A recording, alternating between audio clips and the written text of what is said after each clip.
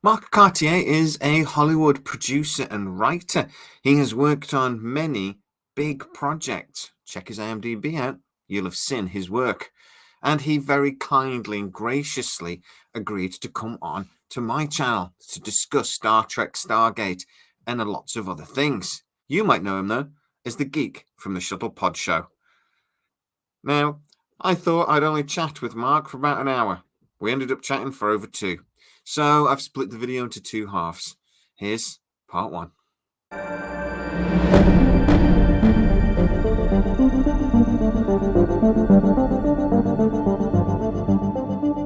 But this to me, it's like I started doing this channel 2 years ago now, but I've only really recently started like talking to real people. Yeah. And I'm not very good at it. So so we're just gonna have a chat. Well, I tell this to Connor and Dominic all the time, and I don't want to blow the good stuff before the show, but they have the charisma and the draw power. I have the nerddom, and Erica is hot. So that's like 1, 2, 3. We have it all. I think I was watching. And you have what I have. You have the nerddom. You've got the brains and the the love. I'm not charismatic. What? No, you're also charismatic, and you draw a giant audience. I think the thing I get told by people that do quite like what I do, which is not everybody, but it's just that I'm excitable, and I obviously enjoy what I'm talking about. And I'm like, well, if I can get that across, then I'm winning, really. Yeah, so, you are. Yeah, so I love it. So yeah, because obviously, I mean, you're the Shuttlepod show's what, 2 years old now, 3 years old? No, we started test shoots, and we shot our first episode in February and March of last year. Oh, right. But it was only an experiment. It was an experiment, and I went off to produce a movie called Glorious. And the show took a 5-month hiatus while I was producing the movie. They actually made a couple of episodes without me. And then when I came back, I was looking at the numbers, and I was like, I'm willing to quit my job running this big entertainment company and dedicate myself full time to producing the Shuttlepod show. If you guys are willing to give me the year or 2 to grow it to a place where it can actually, pay us like adults, and they were on board. So we've really only been doing this full time since November, December. This most recent. Is that like when season 2 started? Would it be? Yeah, exactly. Season 2 started with us deciding that this was going to be full time. Because I mean, that's a very different style to the first season. It's very, different. There's an obvious transition between the two. And a lot of that just comes with it not being a weekend hobby and actually being my full-time job. Yeah, I was very lucky that about January just gone, I was able to go down to 4 days a week on my proper job, thanks to this channel. That's great. It's amazing. I actually started my channel. I like a history and conspiracy channel at first, just because I went through a really. Oh God, it was a nightmare. But I did it for 3 years, and I finally got monetized. 3 years it took, but I learned how to do this. But I only did it because I used to work nights, and I had nothing to do during the day when my wife and everyone was at home, at school and stuff. And I was like, I've got to do something, or I'm going to get up to mischief. So I did a YouTube channel. And gardening wasn't scratching the itch. Well, I kept killing stuff. So sounds like me. I'm really good at digging holes. I can dig a hole all day, but I'm meant to do. But yeah, then I dropped that just because I got really bored of being threatened and things like this. Because I would talk about mysteries. I love stories. That's my thing. I love a story. Yeah. So I would talk about these things, and then somebody would just come on and go, "You're a liar, or you're a shill, or you're being paid for by." And I actually got threatened. Oh Lord, the aluminum hats would come in and stealing our brainwaves. Oh yeah, but it killed it when somebody actually started messaging my wife and started having a go at my wife. So that was just like, right, this is done now. But I started this SciTrek channel and got monetized in 3 weeks. So I'm just better at this. But anyway, so how are you actually finding having a YouTube channel and trying to grow it. I mean, I know you've got Connor and you've got Dominic, which is a bonus. That helps having people that actually know. But how are you finding it? Because it's not easy, is it? It is not. This is one of the hardest things I've ever done. Mm. It's grueling. It is absolutely to do it the right way. It is absolutely a full-time job. And to our show, I think that we need like 12 full-time staff members to do our show the right way, and we have, me. Mm. I've got me. Yeah, we've got an editor who is largely full-time, but also does other gigs.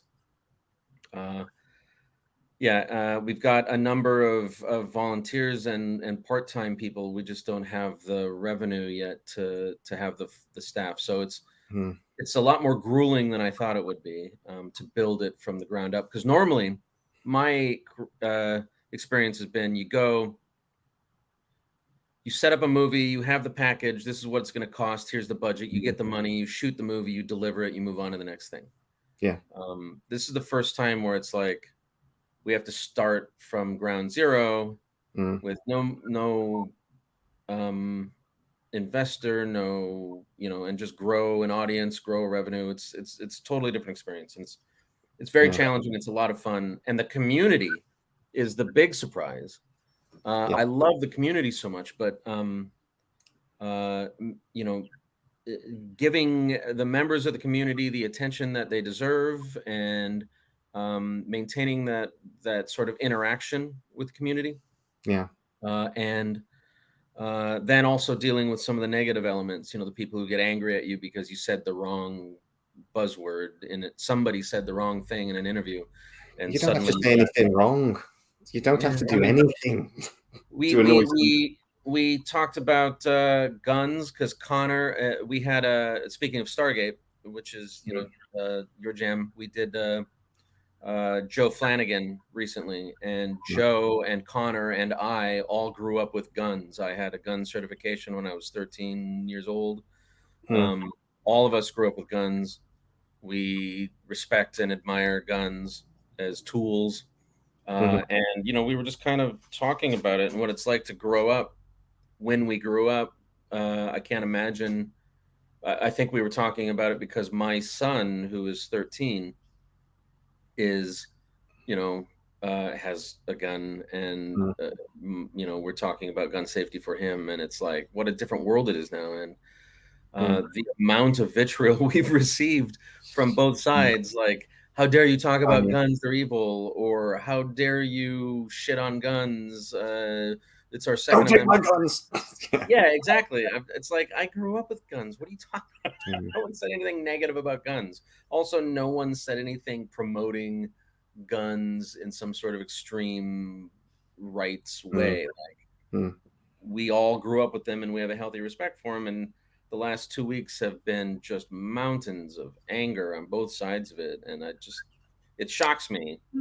It didn't even occur to me that the people would get angry at that. But I very occasionally will actually share an opinion on something, and woke is the thing I get the most grief over. Oh God, yeah. We have a tree on our show, an avocado tree called Wash, named after the pilot from Firefly. Wash.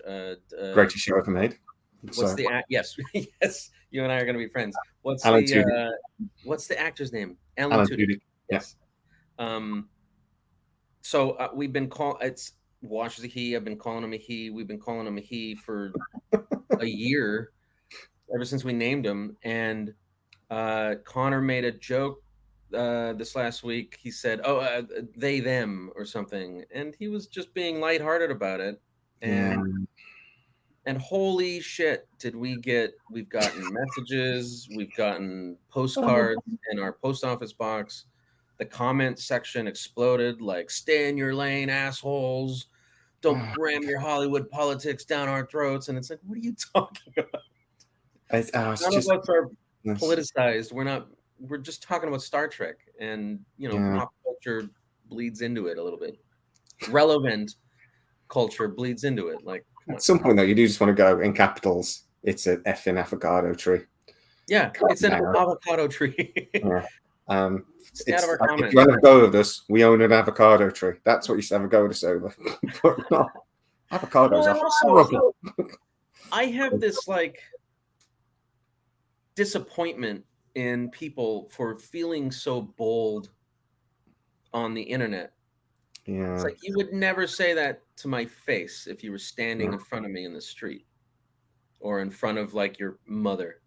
You would never say that. So why do you think it's okay to say it here? Why don't you have the same respect and courtesy and politeness that you have when you're in front of your own mother or your grandmother or your children? It's not okay to behave this way just because you're on the internet. It's one thing to share your opinion. Everybody's opinion is valid. And that's open discord is the basis of, democracy and blah, blah, blah. But, just to be an asshole because you're on the internet is really disappointing. Yeah, I've got a nemesis. It's great. I've never had a nemesis before. I've just got a guy that every video I do, he has to comment, and it has to be something that I've done wrong or said wrong, or I'm a liar because I'll do a video saying, well, there's this rumor. You're a phony. Oh yeah, God, I get that a lot. And there's this rumor I've heard. I don't believe it, but I will tell you guys because it's come from this place or whatever. And it's interesting. Well, you're a liar. Because I told you, one, I didn't believe it. And two, I told you where it came from. It didn't come from me. And it's like, but yeah, people are very brave. But it's quite fun having a nemesis. He goes go too far sometimes, and I've blocked him once or twice early on, and then he'd reappear as something else. And I just gave up in the end. I just thought, you know what? Actually, he keeps commenting, he keeps clicking, keeps watching the videos. Yeah. Oh, that's a really good point. The people who shit on us the most in our comments and on our social medias and everything, every single week they're back with another angry comment. So I think they're just addicted to it. Yeah. Thank you, Mr. Algorithm. Keep on going.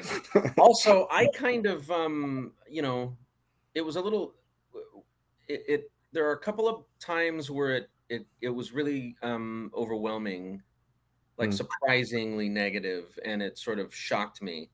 And I was like, why am I doing this? Why are we doing this collectively? Yeah. But then somebody reminded me that engagement is big points for the algorithm. Yeah. So, if you consider controversial, negative, blah, blah, blah, and you have fans of the show defending it, that's engagement. And it's just like cha-ching, cha-ching, cha-ching, cha-ching every time someone comments. And I thought, all right, well, if I just treat it as publicity, like, you're never going to please everyone, sure. I did a video talking about Enterprise, actually. And I said Scott Bakula. And then I got a million comments saying it's Scott Bakula, like Dracula. Bakula, like Dracula. And I think I said Bakula. I see. I don't think I've ever heard him say his name before. But actually, then somebody commented, because I went, oh, yeah, I'm so sorry. I pinned a comment saying, yes, okay, I said it wrong. But somebody said, just now, love it. You should make a mistake in every single video because you'll get loads of comments. Yeah. Yes, exactly. I'm going to start saying people's names wrong. Yeah. So that's what I've learned about YouTube is that you have to you have to work the algorithm. Yeah, and ignore that you have to have a thick skin. Not take any of the negativity personally, and that I encourage Connor and Dominic and Erica to stay out of the comments. Just because, like, I want them to have fun when the camera's on. I can take it. I don't care. You can say whatever you want about me. Where I get upset is when people get pointedly violent or negative or assholey on individuals, like other fans or our guests or our hosts, like in a personal way. That's where I get agitated, but otherwise, whatever. That like I said, that's when I killed the conspiracy channel, is when some idiot tried to drag my wife into it, and I'm just sort of like, I forgot me. I'm the one that said it. Don't, it's just ridiculous. I really like your channel because one of the reasons is it's a fun, chatty. I will be honest with you. I only found it when you did the Dominic Blue video. Somebody, yeah, literally a couple of weeks ago, and I've now watched. Oh, the David Blue. So David Blue. I said Dominic Blue, didn't I? David Blue. David Blue. Dominic Blue is. David's fantastic. It was a great video. But I like that it's really like it's like friends sat around a thing having a chat. It's friendly. Yeah. They do. One of the things I really like about Connor and Dominic, though, as well, that I've spoken to actors before at Comic Cons and things, and you very quickly realize they don't actually have a clue about a show they appeared in. Yeah, that's Dominic a common thing. Yeah, they really do know. And I would say that acting, and I apologize for interrupting you. No, go on. This internet thing, there's always that little lag. I will say acting is a very hard job. It's very, very hard. It's hard enough to work 16 hours a day and know your lines. I watched the Brandon Braga video. I was like, you have publicity requirements. Yeah, you don't have a life. And if you have a family, oh my God. Like, I don't want anyone to get angry. Here's everyone's going to get angry, because it's like, it's not the same as being shipped off to war, but it's similar in it's incredibly intense. It takes you away from anything that resembles a life and puts you through this thing, this mission that you have to achieve, which is to deliver episode after episode after episode.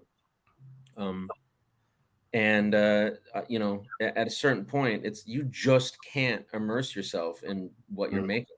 The only thing, it's everything you have just to know your lines. Yeah. And I don't blame any actor for doing that. It's a job at the end of the day. They're playing a part.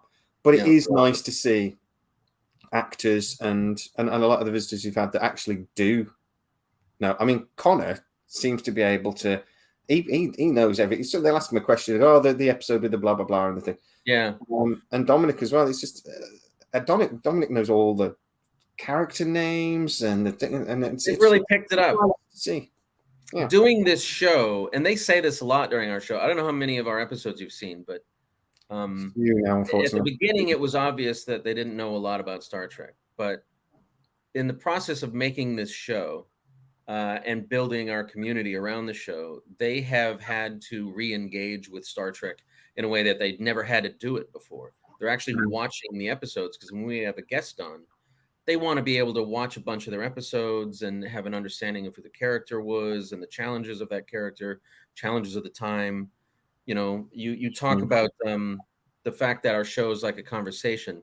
When we originally designed the show and started test shooting, it was designed to be a sort of combination,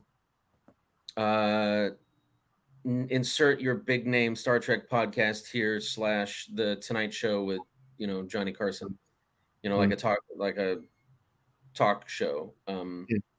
And when the first test that we shot, I played myself as a Star Trek fan, and they just interviewed me just to kind of see where their chops were. And the conversation just seemed like three friends, because we all know each other. Connor and I have known each other for a long time. And we've gone through a lot of similar life issues together, like almost at the same time. And it just seemed like three friends talking around a campfire, sharing stories about this adventure that they had all had in Hollywood over the last 20 years. And it struck me that that's what we need to do. When we interview Star Trek people, all of them have fought in the same war. They had the same adventure 20 years ago, and they're friends because they have a shared experience. Even if they haven't been over to each other's houses or anything, they all went to they all had the same adventure together. It seems that a lot of them are friends through sort of conventions and Comic Con. Well, that comes up a lot. We sat in this hotel room and blah. And a lot of friendships have sparked up because of the show as well, which is really exciting. So I mean, how did the show Yeah. So how did the show then get started? Then what was who thought of it first? Why? Where did you? Why did you do it?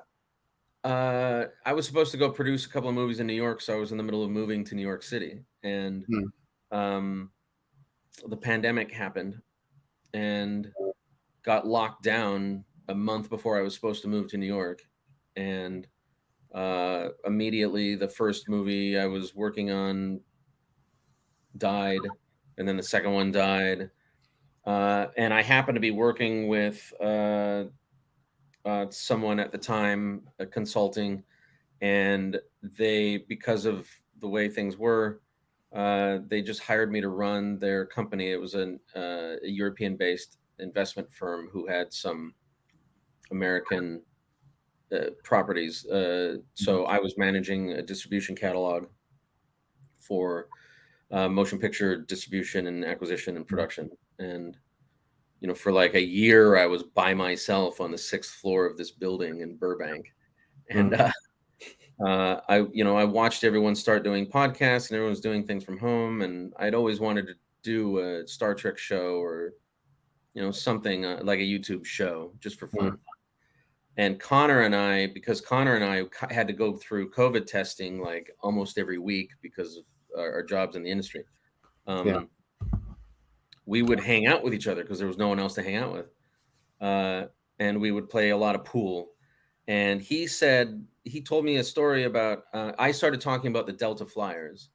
And he said, "Oh, that's funny because I talked to Garrett Wong recently, and he was like, this is how we started it, and this is what we're doing, and you should do a show."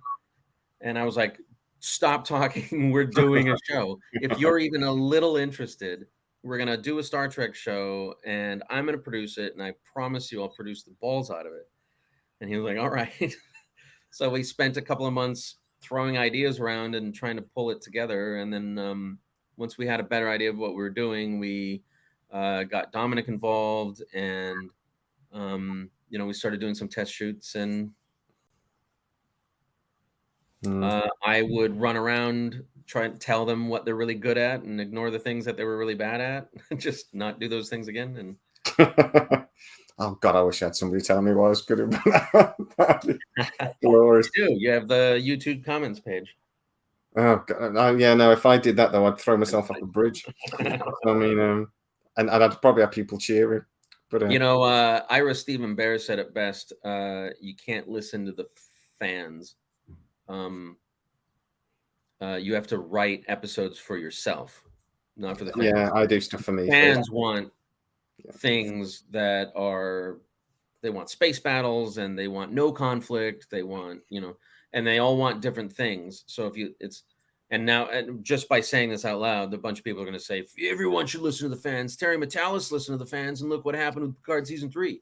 We'll talk about Star Trek in a bit because I've got opinions on it. But yeah. And I would say, that's not exactly what he meant.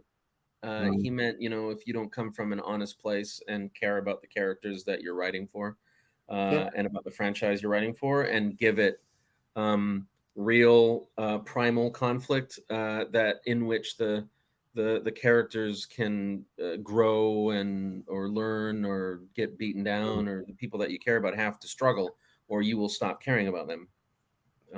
That's just human nature. So I agree with that. We can't do this. We do this for our fans, but we can't do it for our fans. Like, no. If that makes sense. Do stuff that you love first. Yeah, I think it comes across if you don't. I've been tempted. I actually think, and again, I don't mean to interrupt, but I actually think one of the reasons that our show works is because I am a fan first. I am such a huge Star Trek fan, and whenever we struggle with the best choice to make, it's like, well, what would I want to watch? It's because it makes it easy. It makes it fun. Yeah, I mean, it's fun for me. And I just think if it's fun for me, I mean, I've had phases where it's become work. I remember the first time I had a video that did really, really well. Yeah. I then was chasing clicks, and I was trying to do, right, what can I do that again? Yeah. And then they don't, and they're like, oh crap. And then I just thought, no, remember what you said when you first started doing it. Do stuff I want to do, and other people will like it. And if other people don't like it, don't matter. Yeah. A perfect example of that mentality is we were struggling to determine what a release time was. Mm. When were we going to post our videos? And at first it was like, well, let's try to post them on Sundays. What time doesn't matter, whatever. They'll be live. People will watch them. And that was before we understood that a regular schedule was pretty important. And then when we started to do this full time, when we launched season 2, we decided that we would start doing live chat premieres where we would promo it and have it go live at 10 a.m. Sunday morning, and anyone who came could chat with us. We'll be in the chat room. We can watch the episode together. We'll make an event out of it. And that really grew our channel quickly. That really helped out. But we were struggling with what time, what day, all that. And people were like, you can't do it this day because of that show. You can't do it this day because of that show. You can't do it this way because people in the UK are still working. And it's like, go sleep. Yeah, or something. It's like there's no way we're not going to ever get the whole world awake when we're doing it. Right now, Australia is like 2 or 3 in the morning when we do it, which is a bummer because Australia is a really great fan base for us. But you know, Germany is bigger, UK is bigger, and so I just chose Sunday morning at 10 because it's like we've been working all week, and I would really like a mimosa. And then when it's done, I'd like to sleep the rest of my Sunday because I haven't slept between when we record the show, which is Wednesdays or Thursdays, and then we release it on Sunday. And everyone was concerned about that. And I said, listen, if there's no way we're going to find a perfect time slot, there's no way we're going to not go up against somebody else who does a good Star Trek show. We just have to do our own thing. And if we do a good show, people will watch it. If we're doing something terrible, they won't watch it. We want to be supportive of the other great Star Trek shows that are out there and the community at large, but you got to do you first, and you got to do you. You got to you got to put your stake in the ground and put up your sign and say, here's what we're doing. If you want to be a part of it, you know where we are. It was an easy choice for me because you got the algorithm and it tells you when most fans are on. So like, oh, my fans come on about 6 o'clock in the evening. Done. So simple. We get our most views on noon on Mondays, I think, which is a weird thing. And so I try not to think about it too much. I got a guy that's one thing I love, so about the community. I've made genuine friends doing this. A couple of them now join me on my shows. I do a live show on a Sunday. I got my pal Stormy, who's an American. I got talking to him through this, like, again, doing the Conspiracy Channel. This lad Harris, who's a wannabe actor in LA, and we started talking, and he's on every week. And a pal that lives just down the road in Dudley. It's about half an hour away. And like I say, didn't know any of these people, and now they're genuine friends. And absolutely, it's amazing. And I make a bit of money. We've made genuine friends through this show, not just on the crew side. Our crew have turned into family. And then, friends, a bunch of our guests have like hung around and become friends. We pal around, we go grab a drink or whatever. Yeah, that's gotta be nice. But I personally have made really close friends through making the show, just people who found us early and were fans of our show, and especially when we did our live event in February. And a bunch of people sort of self-organized and said, you clearly need help. We want to help you. Let's schedule a Zoom call and we will help you with the manpower. And, and they self-described themselves as the wash gang. After our avocado tree, and I mean, I consider all of them close personal friends now. They're people that I rely on when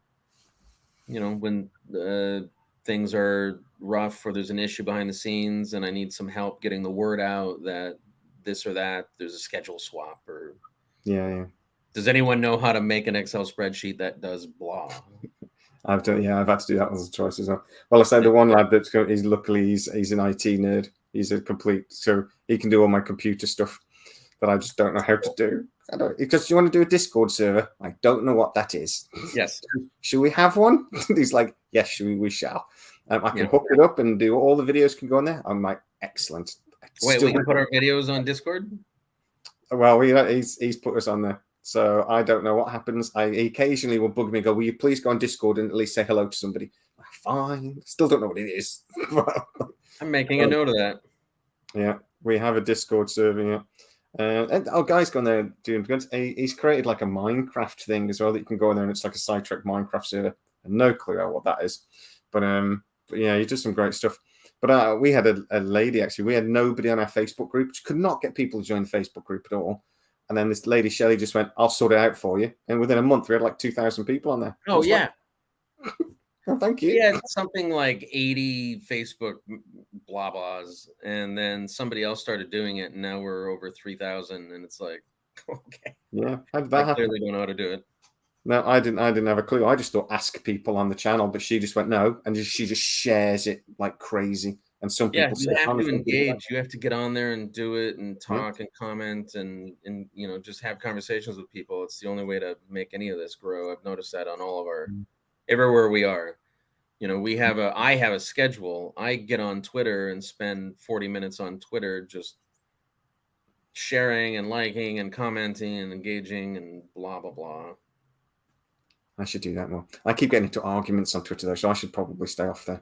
Oh, I avoid arguments altogether. I try to make jokes a lot. Yeah. I was agreeing, and somebody was talking about AI today, and I was agreeing with him, and he still had a go at me. And I was like, dude, I'm agreeing with you. Stop attacking me. But he was angry. But he actually works in the industry, and he's just freaking out about everything that's going on at the moment. And his argument is that let's just ban all AI. It's just not allowed in the industry at all. We just got to ban it all. And I was saying, I'm not sure. Can't do that. Can't do that.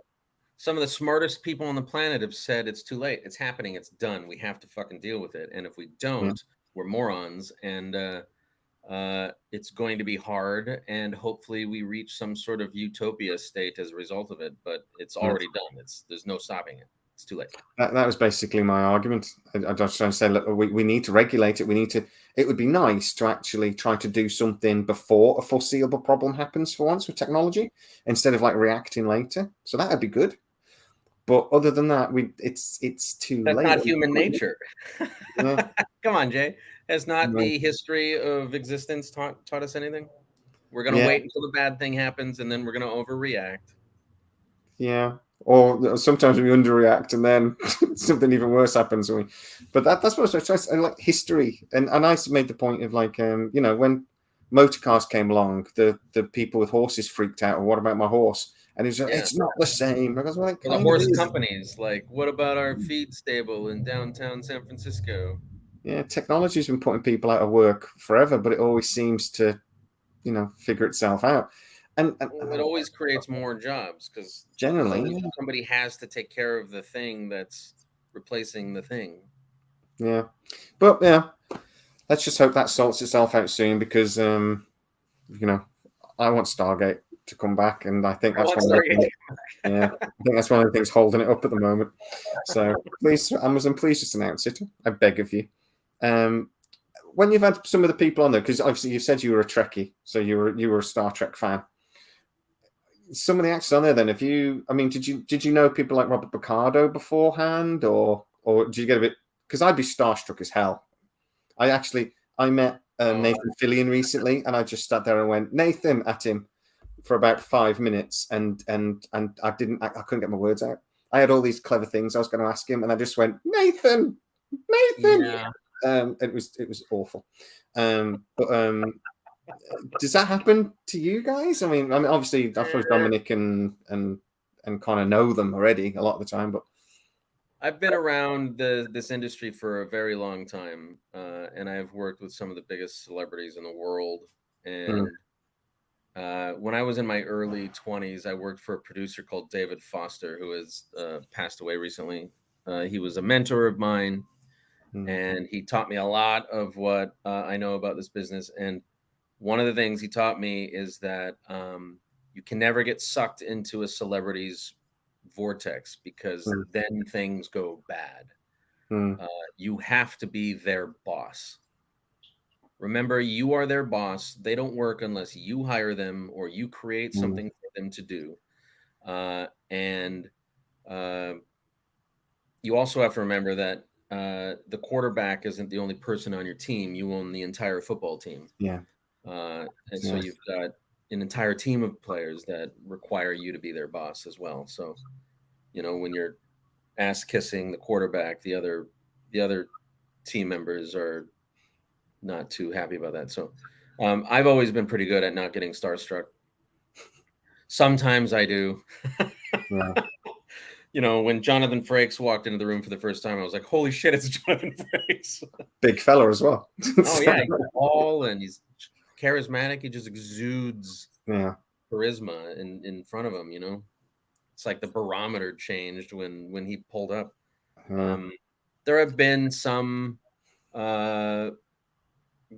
guests that we had where I was like, but not too much, and I kept it unchecked.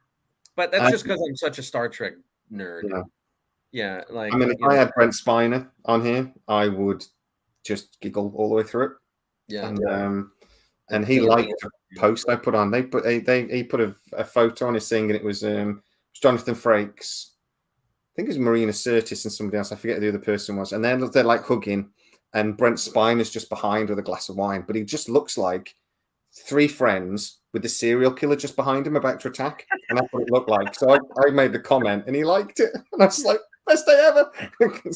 Yeah, right. Isn't that fun? Yeah. That's actually one of the exciting things about all this modern technology shit is, you get to actually engage with the people whose work you respect and admire, and how rewarding is that for us to have a bit of a smaller world, and get to say thank you to the people whose work we appreciate.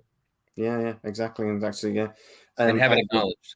Well, yeah, Brad Wright, who created Stargate, yeah, he followed my channel on my birthday this year. Just shit! Happy birthday! That's awesome. That was just like my wife was buying me a gift, and I was just like, whatever you buy me, it's not going to excite me. It's not Brad Wright.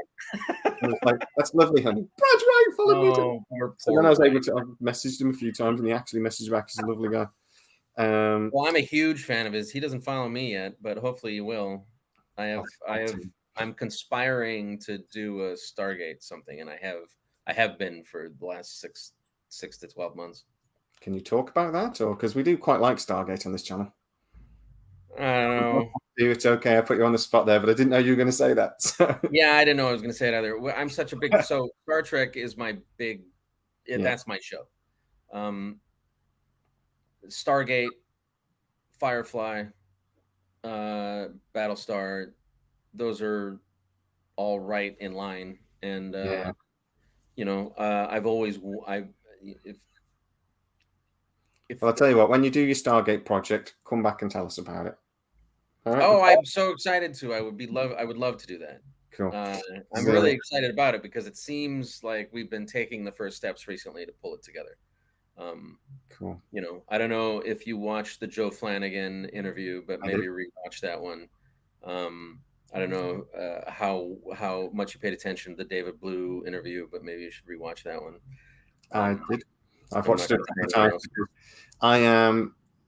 I've basically built the channel on Stargate rumors and things, and that's all I've been talking about. I was very you're like Stargate News channel. I've been watching your stuff. It's great. Well, we try to do news. I was so that's why I was so well. I saw our show on your, and that's how we started talking. Is I saw our show on your channel because I think you were doing a review. You were doing an analysis of Joe Flanagan's interview, and I thought it was well done. And I was like, "Oh, this guy's great. I have to know this guy." Yeah, when you messaged me after it, I was thinking, "Oh, I'm going to get told off." But you're really nice about it, so I was like, "Great." Well, I mean, the thing I love about Joe's interview, and again, you guys, he's chatting thing, but he was just so honest, and it was nice to hear. So sincere. Yeah, and a genuine opinion, and it just came across. It genuinely stung him when SGU got cancelled. SGA got cancelled, sorry, and that came across. And again, it's just like, I'd kill to talk to Joe Flanagan. If you want me to kill anyone and get one hit, I will do it. because he's just and he was always my favorite character. Maybe David Hewlett. I did love David Hewlett and Rodney, but Yeah. Joe is fantastic, and Joe's one of the guests that we've had on our show that has stuck around. Connor and Joe are very good friends, and Joe and I have been talking a lot, and I have a feeling Joe's going to be around a lot. Good. Well, that'd be great because we'd love to see more of him. Because again, it's just, and I mean, the fans love him. He's such a great guy. Oh yeah, just a cool guy. He's talking about Jason Momoa. The Jason Momoa chat. I'm just like, God, I love this guy. So I want to have a beer with this guy. And you don't always have that, opinion. Some actors are very up themselves or whatever, and I think I think there's got to be an ego part for you to want to do this at part times. But he doesn't come across like that. He just comes, and he genuinely seemed to love SGA. So obviously the fans adore Joe. And he really did try to save the show again. So I mean, the fans are just he can do whatever he likes. If he turned up my house, I don't know ever what they're talking about. Like, none of them are in the room. None of them know what decisions. It's all speculative, and it's all. I mean, it's all passion based.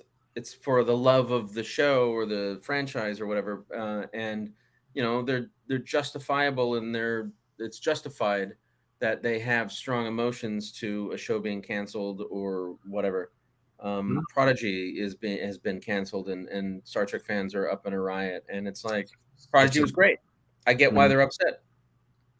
But the other negativity around that conversation, it's like, they didn't cancel it because everyone they didn't cancel it because they were making boatloads of money. They canceled it because they couldn't afford it, or because of other dumb reasons.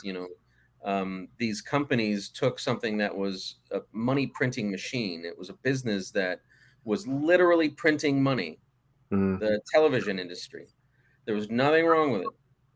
And they all decided to throw it away to become speculative tech companies and start their own streaming service platforms, to have the credit card of millions of subscribers, and get out of contract negotiations with cable service providers. And it's like,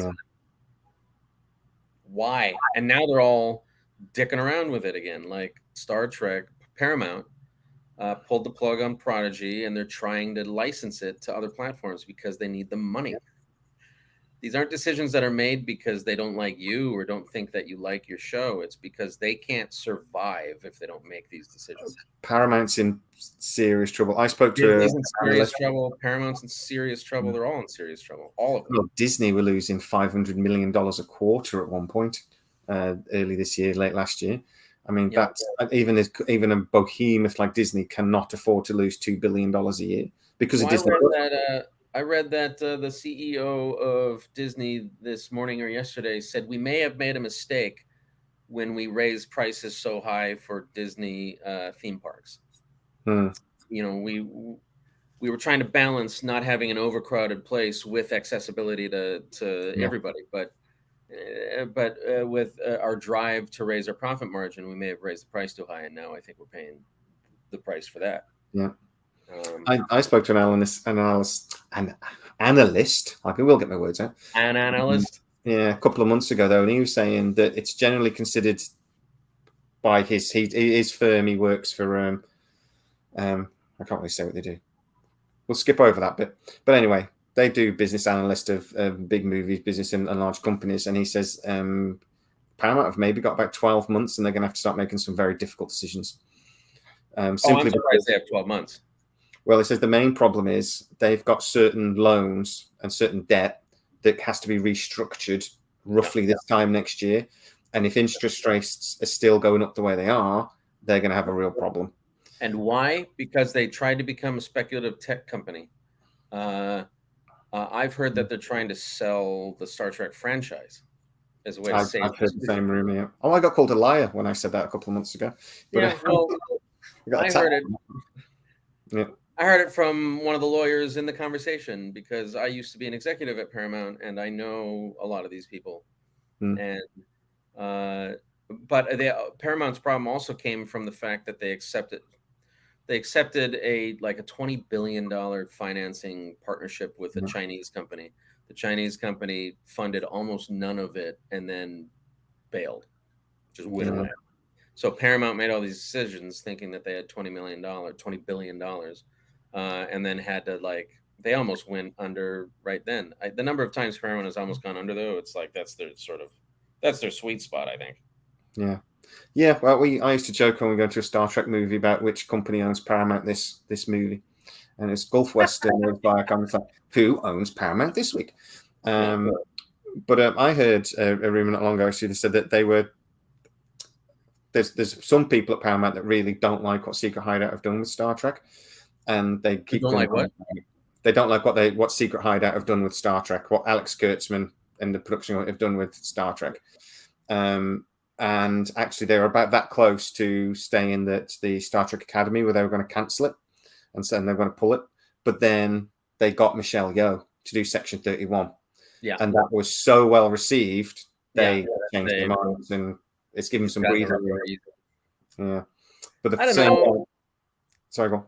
A lot of people are angry at Kurtzman.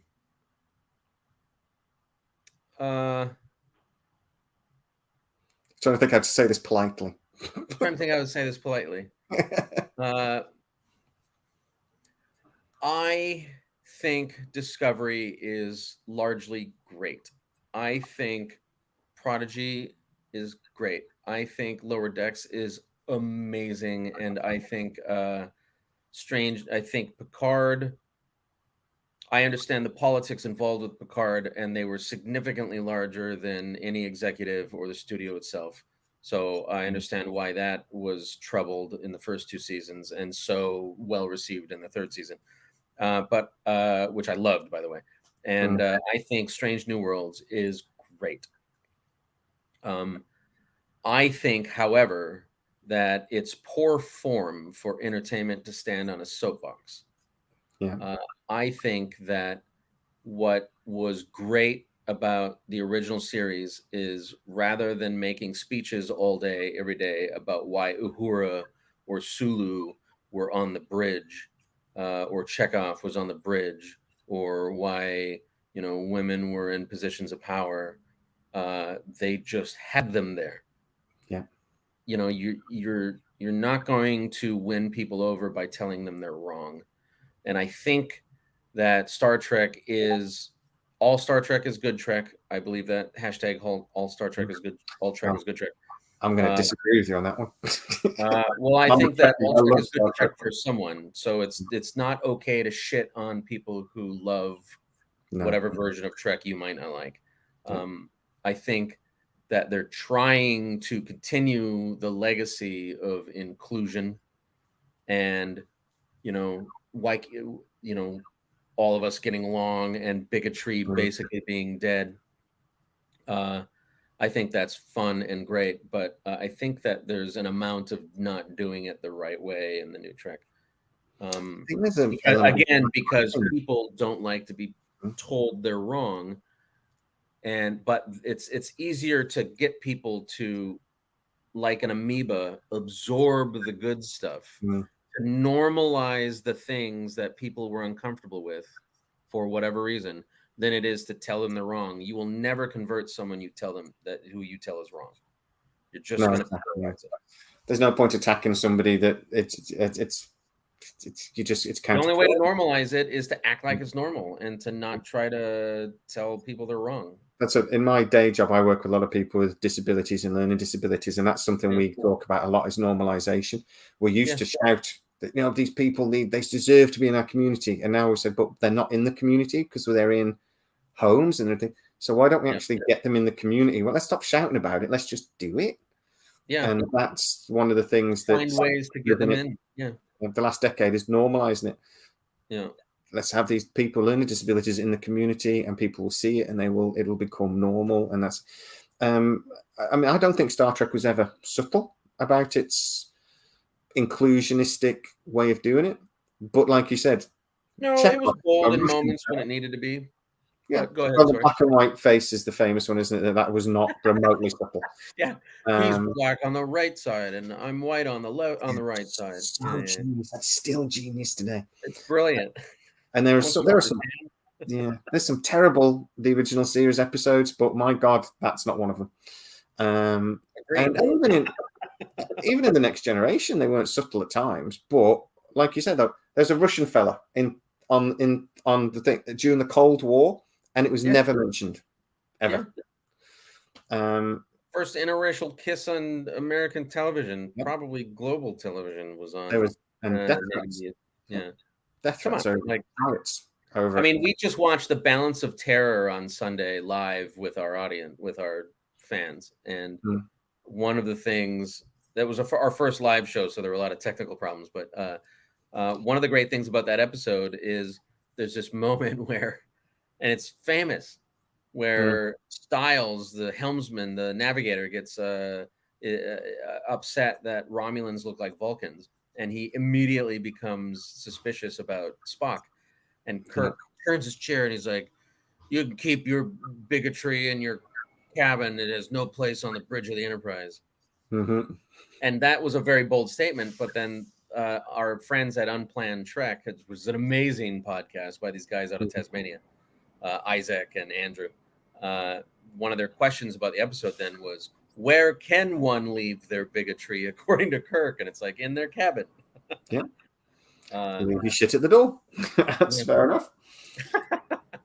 I loved Lower Decks. I thought Lower Decks is one of my favorite things on TV. It is. I was so surprised at how great it was, but I'm such a big fan of Rick and Morty that it's like, Yeah. Well, I've got a video coming out in 2 days actually, which will be after this will come out afterwards. But I've said, well, I would love Stargate to do in the next few years. And there was I don't know if you remember, there was a Stargate episode called Wormhole Extreme, where it had sort of leaked out that Stargate existed, blah blah. So I said we should. It was the guy who knew about the program, sold a TV he's show. An alien. I forget the actor's name, but he was hilarious. He's great. Yeah. I just know him from is that guy that was in Sex and the City, right? My wife used to make me watch that.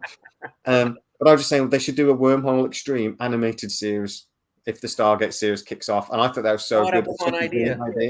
Oh, I got a lot of comments. That'd be a great idea. Wormhole Extreme. It's out of the universe, so they'll have none of that canon kicking about stuff, and they could make it funny. And if this Stargate franchise kicked off, it's like it's like Lower Decks. It's a big inside joke for the fans. Yeah, exactly. I'm gutted about Prodigy, but I completely understand why it failed. And like say, I'm sad. I liked Prodigy. It's some of the best Trek on TV. I thought we actually saw what happened to the Enterprise E at the end of Prodigy, and it's like big things like that for Trekkies. It's like, oh, this is glorious. And there's so much detail in there, but it was a kid's cartoon where most of the references were 30 years old. Yeah, so exactly. I'm shocked. It was a Nickelodeon show. It shouldn't have been a Nickelodeon thing. It should have just been a proper Paramount Plus grown-up show. They did like that He-Man. Kevin Smith did that He-Man show, and I'm a massive He-Man fan. There's supposed to be a live action movie, and if it doesn't get made, I might have to go and kick somebody at Netflix. Wait, who should play He-Man? I need to know this. They've got a kid. I don't know him for anything. I'll Google it. I'll message you, tell you later. But I don't know if it's happening because it was supposed to have happened by now, and I can't find anything to say whether it's still happening or not. But nothing's happening now. Well, no, not at the moment. But it was supposed to start filming at the start of the year, but maybe they've just delayed it because of what's going on. It's this young guy. I don't know him from anything else. But I'd love it. I hated the Kevin Smith cartoon, but I still watched it. But they just did that. They put it on Netflix. It's only my generation watching that. No kids was watching that. Yeah. But it still did decent views because I got another series. So even though Kevin Smith gets yelled at occasionally for that as well, but it's just such a shame. But like I said, I only didn't like Discovery because I thought, and this is Alex Kurtzman's fault, and I will blame him for it. He brought too much from the J.J. Abrams stuff in. So like the look at the Klingons and things like this was all dragged from the J.J. Abrams movies. which he wrote and helped and Yeah, I worked. was gonna say that's because he had a hand in creating those. Yeah. And it ruined the show for me in the first 2 seasons. Third season onwards, it got loads better. That's the thing that will never bother me. Like, if you want to advance I actually was I'm not going to go all the way and say I'm a big fan of the Discovery Klingons from season 1 Discovery. But I am a fan of unsoftening the edges of Klingons, because the Klingons are always introduced in each series as these monstrously aggressive, and then they're played by short actors, and whenever there's a fight between Klingons and humans, the humans always win, like fist fights. Cisco's always punching out some giant Klingon. It's like, where they're not reality scary. Like, there's a dead. lot of jabber about how scary they are, but they're not actually scary. So I think them trying to make them these monsters was really exciting for me. They didn't carry it through because it got all weird. But the idea that Klingons are these horrible, powerful, aggressive monsters who are intelligent but honor bound and warlike and unstoppable once they can, because their honor says they can't blah blah blah. I like that. I don't think it's wrong to experiment with adjusting the tropes and the canon, because with each successive show or movie, you are actually, and I mean, we just talked about this, like, no kid understands the references from Prodigy because they're all 30 years old. The references are all 30 years old. With each successive show or movie, there's another whole section of demographics that are entering the fandom who you also have to, play to, because if you don't, you're going to fail. And you're not going to tell me that if they just made Next Generation movies over and over and over and over again, they would have failed. The last Nemesis was the biggest bomb. It was in bad. Star Trek the motion picture. It wasn't good though. I mean, Insurrection was the worst one out of the. Nemesis was not good. And when coming off First Contact, which is, I nearly said it was it's definitely the best of those Star Treks. I like Generations the best. First Contact was great. Yeah, I do like bits of Generations. Insurrection seemed like a TV movie almost. It seemed like an episode of Star Trek. Yeah, it seemed like they were. I don't quite know what they were trying to do with it, but yeah, I think it wouldn't even be a particularly good episode of Star Trek, and that's the problem. It was trying to. I don't know. It missed on many areas. The remote control, when the joystick comes out, and he starts flying the Enterprise with an older Atari remote control, and I'm just like, what the F is that? But, I'm through running from these bastards. Yeah, I'm just like, oh, for God's sake. And I think it was because, like, when Data turns around and goes, "Oh shit!" when the sources section's crashing, that was so well received. They were like, "Oh well, we can throw in a couple of swear words now." But then when Riker did it, we were just like, and I'm not sure how that joystick is controlling the Enterprise in 3-dimensional space. It's not Meteor, but yeah, it's just annoying me. But I love the J.J. Abrams movies. They're just not Star Trek to me. If I just don't think of them as Star Trek, I can really enjoy Very them. enjoyable movies, yes. Yeah, great movies, but they're just not Star Trek. I don't know. Changed too much. I get, like, part of me hates the alternate timeline stuff. Part of me is like, all right, I get it. They didn't want to fuck with fandom. They didn't want, like, canon lovers to get all up in a tizzy. And the first 15 minutes of JJ Star Trek 1, the Kelvin battle with the Romulan mining ship, and Kirk's birth, is some of the, not just the best Star Trek I've ever seen, it's some of the best movie making I've ever seen. It's an amazing Star Trek. Bring your girlfriend to a movie theater who doesn't like Star Trek, and her to tear up in the first 15 minutes because of how intense and incredibly well constructed that storytelling was.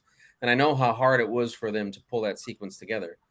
They had many, many variations on it, and it was not what was in the script. But I mean, it's remarkable filmmaking, and that in and of itself makes the J.J. Abrams Star Trek A-okay in my book, because all three of them have got bits. Clearly, they cared. Yeah, I'd say I do have a couple of issues with movies, in that I think it's quite impressive that they made crap, I've forgotten his name. British actor who played Khan. I do know his name. Oh, Cumberbatch. Benedict Cumberbatch. To make Benedict Cumberbatch... Like Ricardo Montalban was not British, and then I was like, But to make Benedict Cumberbatch look like a bad actor, that's quite impressive. And he wasn't great in that. I have a theory about that. I have a theory that he was not particularly interested in some of these big, giant movies, but was super interested in the paychecks. Very possible. It's happened before. Sometimes if they're contracted, I know some actors, they say, okay, I want to do this project to the studio. So the studio go, we will fund that. We will love to do that. But you have to do Star Trek 12. Yeah. And it's like, you have to do Mission Impossible 14. Yeah. I have heard that before. But that's a real thing. One for me, one for them. Yeah. Even in the last film, which I actually didn't like particularly, I love the scene where they're coming in and they're like, and they play the music and it's and they're destroying all, and there's visually it was stunning. There's something I love out of all of them, but that's a Star Trek film for me. The motion picture, bit slow. Still love it, but it was a bit slow. I actually just rewatched it a week or two ago. It's very slow, but it's beautiful. Yeah. Oh, it's beautifully made. But I mean, it deserved every award it got. Wrath of Khan is one of the greatest movies ever made. Yes, agreed, 100%. The Search for Spock has great bits, but there are bits a week. The Voyage Home is the stupidest plot for a film I think I can think of, and it just worked. It worked. We all love humpback whales. Yep. And then they go find God. That had good bits in it. Star Trek 5. It had good bits. The opening sequence at Yosemite and stuff, I thought that was a great scene. Oh, amazing. Their friendship, all of that stuff. The beans, the climbing El Capitan. I've mentioned it earlier. We're good friends with a podcast called Unplanned Trek. Yeah, I know. Out of Tasmania. Yeah, and they do, for their Patreon members, they are doing a minute-by-minute in-depth analysis of Star Trek V: The Final Frontier. Every week, and a new episode comes out, and I've done a number of them with them, and it is incredibly funny. It is so fun. And Star Trek V is one of those movies where it's like, it's bad, but it's so good. That's the movie where Kirk says, "I need my pain," which is quite possibly the best Kirk line. I think it's better than Khan. The sequence with McCoy when he's doing his things, and it's genuinely upsetting to watch. Yeah, it's ruined by Finding God, but even the Finding God sequence was actually, if you break it down, it was good. Yeah, why do you need? What does God need with a starship? Yeah, it's glorious. Going through the Great Barrier, I'm like, let's ignore the physics on that. Let's ignore the stupidity of the center of the galaxy. Yeah, we'll pretend we've now learned it's massive black holes, but we'll pretend that. But then Undiscovered Country for me is easily my favorite Star Trek movie, but that's got bad hands down for me as well. Number one. Yeah. Sometimes I'm Star Trek too nostalgic, but the Undiscovered Country is a mind. When I was in college, I wrote a comic book, a graphic novel, a series of comic books called Civvies. And it was basically Lower Decks. I was going to say, is this Lower Decks? It was for the civilian contractors who worked on the Enterprise A during the events of Star Trek 6. Star Trek 6 was going on around these stories that I was writing, and I hand illustrated them all. And I'm obsessed with Star Trek 6. I saw that movie probably 60 times in the movie theater. I snuck out of school to go and watch it. That's how. And I sat in the cinema on my own, in my school tie, hoping that nobody would notice. So I was about 13 or 14. Yeah, my ugly brown and yellow shirt, so I stood out like a sore thumb as well. One other bloke in the cinema, and just the opening sequence, just the battle scene at the end, just blew my mind. It's and the whole thing when they're in the prison. Target that explosion and fire. Yeah. Oh, it's Edrepente or something. I can never say. I literally watched this film 2 days ago. Rorapente. Thank you. Yeah. That is a bit boring. It goes on a bit. And when he kisses what's her face, the I want to say shapeshifter. What is her name? Iman. Iman. Yeah. Very pretty. The whole thing where he fights himself. They did acknowledge it by Bones leaning over me, like, "What is with you anyway?" Yeah.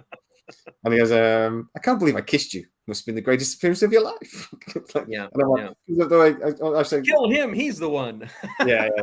But the way William Shatner's sort of perceived as a bit of a egomaniac, that's a great scene where he's poked fun of it himself. And I'm a big Bill Shatner fan. I adore the man.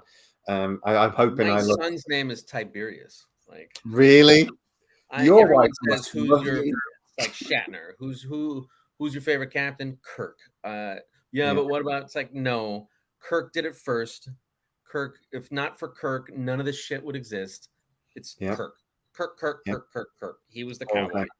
Well, what do you think about the new Kirk in Strange New Worlds then? At first I was like, when he showed up in that last episode of the first season, I was like, I don't understand what they're doing here. I don't want to come out on this negative, but I don't understand the choice.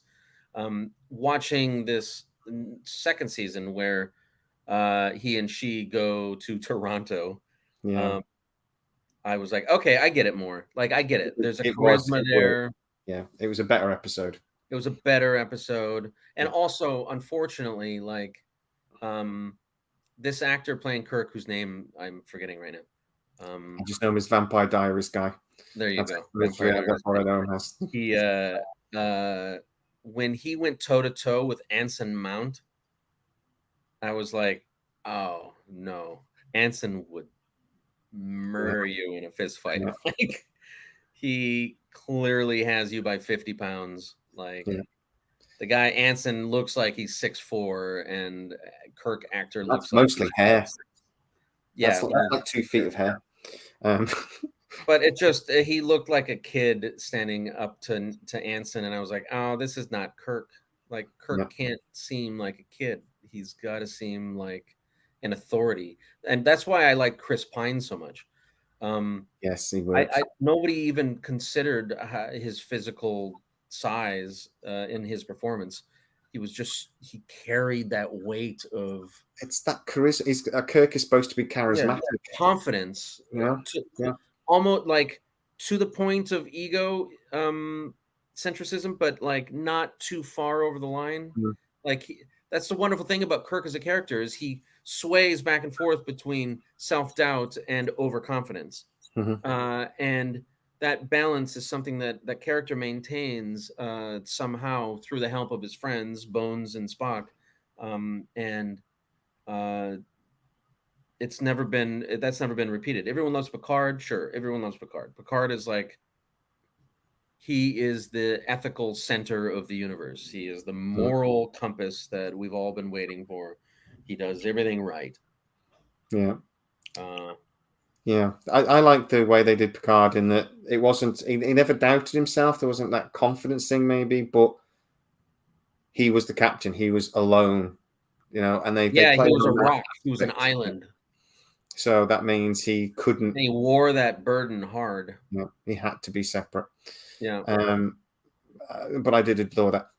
I won't keep you much longer because we're already over an hour, and I know we could talk about this till the time. You got me as long as you want me. I'm not doing anything else. Okay, I won't. Okay, so we'll just keep talking about Star Trek. So, Picard season 3. Yeah. It's the first time in a while I've got up on a Monday, because it came out on Thursday here. So Thursday morning. Wait! You're only seeing it now? No, God, I don't know when it came out. So it came out the day after it came out in America. Here. I see what you're saying. Okay. So So it's the only Star Trek show out of the new Trek that I've got up early to watch before I go to work, sort of thing. I've actually watched. Star Trek Picard season 3 is the first Star Trek where Erica was like, "Are we gonna go watch it? Are we watching it tonight?" Yeah, she wanted to see the next episode every time, which to me was like, "Oh, thank God! Finally, we've got her. Finally, yes, we put our hooks in her, and now she's ours."